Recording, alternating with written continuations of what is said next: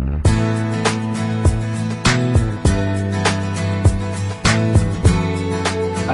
this one, 0% fat yogurt. This is the staple, I think, of nearly every female person on the planet. So actually, not everybody. So this is the kind of thing that concerns me most. Is that you have a yogurt which is 0% fat. There's no doubt it's 0% fat.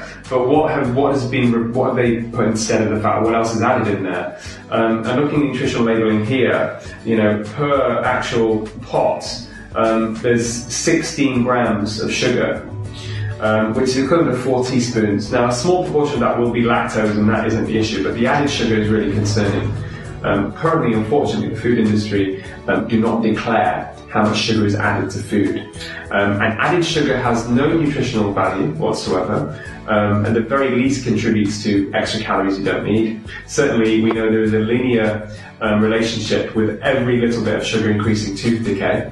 A lot of children will be eating these sorts of foods. The commonest cause of chronic pain in children now is tooth decay, with dental caries. And the single dietary factor driving that, without any shadow of a doubt, no one will dispute this, and it's unfortunately not highlighted enough, is sugar. What concerns me about this is it has 0% fat, and the calorie amount may be less because of the fat, but you've replaced it with sugar, and that's the real concern. Absolutely. I mean, going along sort of a similar line, we've got some cereal bars here, which again is a big staple of many people's breakfast choice. Yeah, exactly.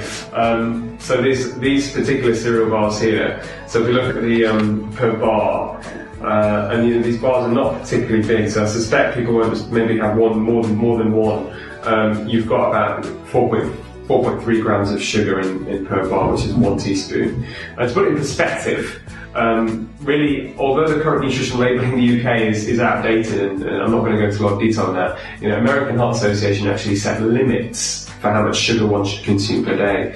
And for the average female, there's 6 teaspoons of added sugar, and for the average male, 9 as limits. This has already got, per bar is 1 teaspoon, but there are other bars out there that have considerably more sugar than this. Absolutely, we've got to be wary of that. That's amazing. And then, going along with breakfast, this is again another big breakfast choice for many women out there.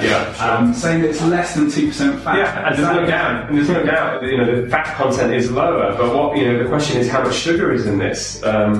So let's have a look at this. So per serving, and people may have a lot more than a standard 30-gram serving anyway, but let's just say per 30-gram serving with milk, there is 3 teaspoons of sugar, which is quite a lot in my view.